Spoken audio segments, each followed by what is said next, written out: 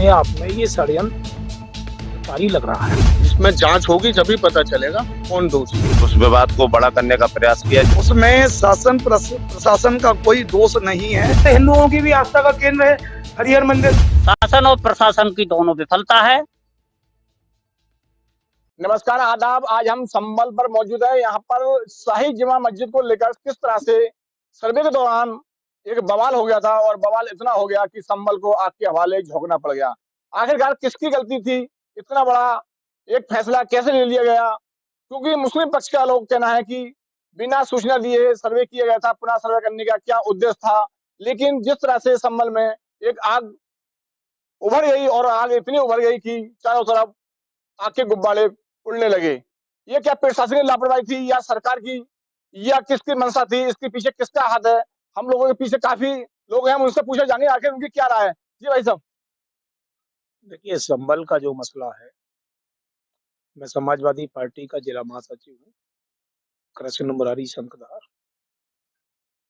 उसमें हमारा इतना ही नजरिया है कि चूंकि प्रशासन की टीम वहाँ सर्वे कर चुकी थी, वर्कआउट करने के बाद जा चुकी थी, उसके बाद अचानक उस सर्वे को ये बाद में पहुंचे हैं और इनके साथ भी कुछ ऐसे लोग थे जो असामाजिक तत्वों की तरह शोर मचा रहे थे।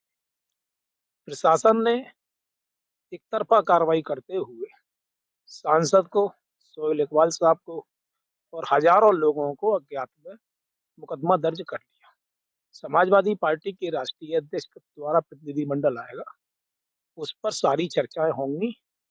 हम तो इतना ही चाहते हैं कि इस सरकार से तो हमें उम्मीद रही नहीं, राज्यपाल या राष्ट्रपति जी इसे संज्ञान में ले और इसकी जांच करके निर्दोषों के मुकदमे खत्म किए जाए।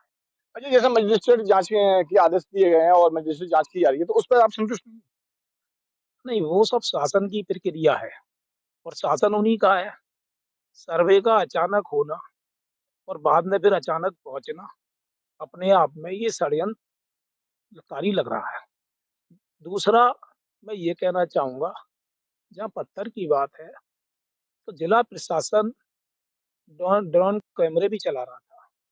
तमाम ये सूचना लीक कैसे हो गई कि पत्थर उनकी छतों तक पहुंच गए?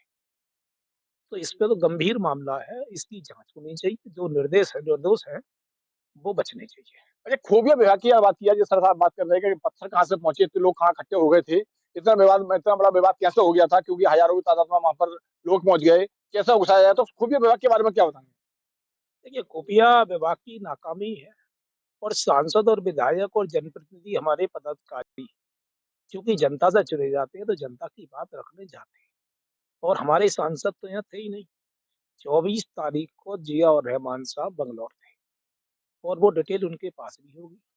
मैंने अखबार में पढ़ाया था 22 तारीख के स्टेटमेंट पर उन्होंने ये मुकदमा दर्ज किया है। प्रशासन 23 में क्या कर रहा था? 24 में अचानक पहुंचकर बिना सूचना के संभल के जनप्रतिनिधि, चाहे वहाँ के चेयरमैन हो, चाहे वहाँ विधायक थे, चाहे वहाँ पूर्व विधायक थे और चाहे वहाँ सांसद जिया और रहमान साहब थे, जो लगातार जनता के बीच सक्रिय भी रहते हैं। तो मैं समझता हूँ जिलाधिकारी महोदय को और कप्तान साहब को पहले उनसे वार्ता करना चाहिए था, जिससे शांति व्यवस्था 22 तारीख में बनी रही।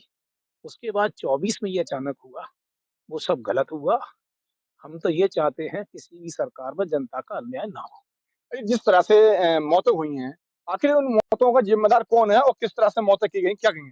देखिए, उस पे मैं इस समय इसलिए कोई कमेंट नहीं कर सकता क्योंकि उन मौतों की भी अब जांच हो रही है।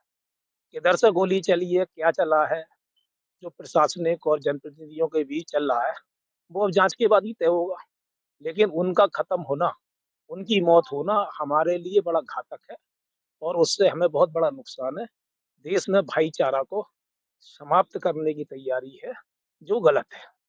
अच्छा, जिस तरह से सीओ संभल हैं और सीओ संभल की एक वीडियो वायरल हो रही है, शायद आपने देखी हो क्योंकि वायरल हो रही है वीडियो।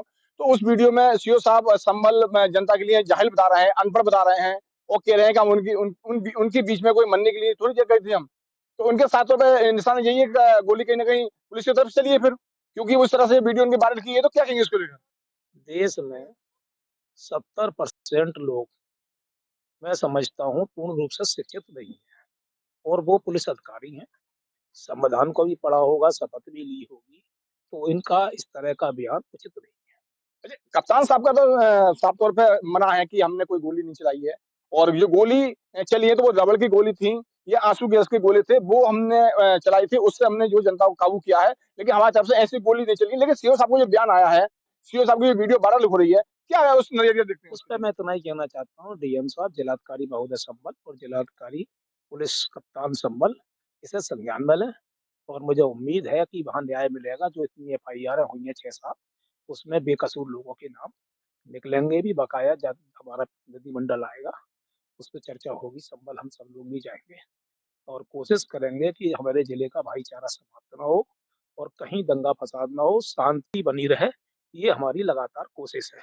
इसीलिए सोशल मीडिया पे भी हमारे किसी वर्कर ने कुछ नहीं डाला है। लेकिन बड़ा अफसोस की बात है कि दोनों हमारे जिलाधिकारी और कप्तान बहुत तेज भी हैं, बरकरी मैं देख रहा था।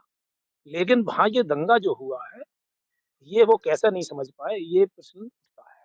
अरे किसका दोषी ठहराते हैं आप दंगे का? अभी तो मैं उस पर इसलिए कुछ नहीं कह सकता क्योंकि हमारे नेता लोग आ रहे हैं। माननीय राष्ट्रीय अध्यक्ष जी उस पर जवाब देंगे। हो सकता है माननीय राहुल गांधी भी आए। तो ये लखनऊ में चर्चा चल रही है, उसका जवाब वो देंगे। अच्छा, आप क्या बोलना चाहेंगे इस मामले को लेकर? इसमें न्याय जांच होनी चाहिए। जो हुआ है, किस बेस पे हुआ, क्या चीज थी, कहाँ से क्या, जो कैसे दंगा भड़का, कैसे, हर चीज के पहलू पे पहुंचना चाहिए, जिस हर पहलू पे, उसके बाद ही न्याय जांच होगी। ऐसे कुछ नहीं होने का। अच्छा, संभल की बात की जाए तो संभल में शांति व्यवस्था है? हाँ, अब तो शांति है, पुलिस प्रशासन शांति है, पुलिस प्रशासन लगा हुआ है, पहले से सारे बाजार खुल रहे हैं और यहाँ तो हमेशा शांति ही रही है। संभल में कभी भी कोई बात नहीं हुई और प्रशासन अच्छा काम कर रहा है। फिलहाल शांति बनाए हुए है। क्या करेंगे जिस तरह से ये एक आग के हवाले संभल को झोंक दिया गया, किसको दोषी ठहराएंगे आप? इसमें तो अभी तक पता